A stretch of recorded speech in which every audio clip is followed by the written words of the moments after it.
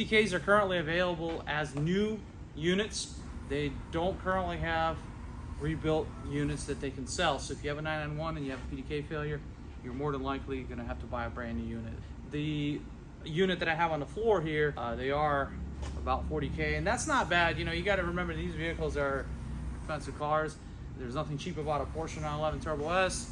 If you really compare it to the value of the car, it is expensive. I'm not going to disagree. Again, pay to play.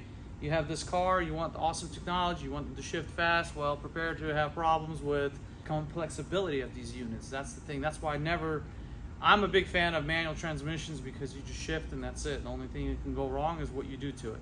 As far as the PDKs, there's a lot of electronics. There's a valve body.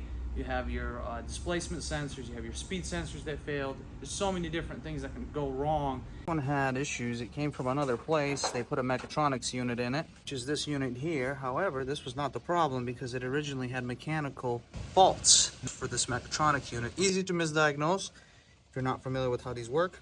Back section removed. So when you lose your even or odd gears, it doesn't necessarily mean you have a bad mechatronics. As you will see here, our synchro gear is completely gone, and compared between 6th and 4th, we see some crazy damage with no clearance. There's no clearance. Good clearance on this side. As we can see, we have no gap between the synchro ring and the cone gear. And that was the problem with this unit originally. So same thing here, you know, these are pretty good as well. So there's our issue. It's mechanical, and unfortunately they don't make these gears, so we're gonna have to try to source them. Transmission separated. This is another PDK unit. Now this one's toast. You see all the debris on the bottom. We have clutch issues, bearings that failed. The shaft here inside that goes inside the center section for the pump. As you can see, the wear right here with metal. Clutch assembly, all the bearings inside have this basically dislodged, broke. So this one is toast, and it's got 70,000 miles. Here's the mechatronics unit. You can see all the clutch material. We're about to take that unit apart, show you guys what happens to these. This one actually has mechanical and hydraulic issues, so which is called the mechatronics, but it started all from the hydraulics. Clutch basket and our needle bearings are just destroyed. That's because it was running dry. And the reason why, there's a lot of clutch debris in this area, so it's sandpaper almost. What that looks like, that's all clutch debris. So it was just burning up, getting really hot, just melting. I mean, the smell is awful.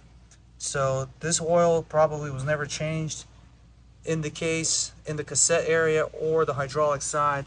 Solenoids are all yellow and just kind of burnt up. I mean, this thing got really hot, so we can't use this unit. So now we got it on top of the bench, disassembled, and that's what this unit looks like. Now the gear set, as I showed in the previous one where we had a problem with 6th gear, these are fine. We have good spacings at the synchro set. I mean, we have everything with proper gaps. Selector here we're going to move, so we have no issues here on none of them. These are fine. So the good news is the gear sections did not fail on this unit. This is actually the speed sensor right here. These can be problematic. They have both shafts, input shaft 1, they have the 1 and 2 magnet here that measures the speeds. And this unit can go out and cause mechanical problems actually when it does fail. So if it's not caught on time, you can have problems. However, if this fails, the whole unit needs to be disassembled to replace, they call it the speed sensor. So pretty typical on the, let's say the 911 PDKs, you have the displacement sensor, and then there's a separate speed sensors on that one that also has problems. But as you can see, if we look, you know, this thing is pretty much original. Has 70,000 miles on this unit. So here's a couple of the pieces. Now we're going to go back to the one that we previously showed, our progress with that. And here it is. We have the new speed sensor. We fixed the gear problem.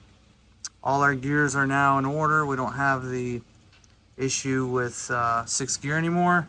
That's been solved. We do have a source for these gears. And now we're assembling. So after this, we're gonna put it back in the car. Almost like new. Even if you service them, but it definitely will prevent some major failures. But that's what we're looking at. I mean, this one's had better days. I mean, this was overheating. You can see the discoloration on the solenoids.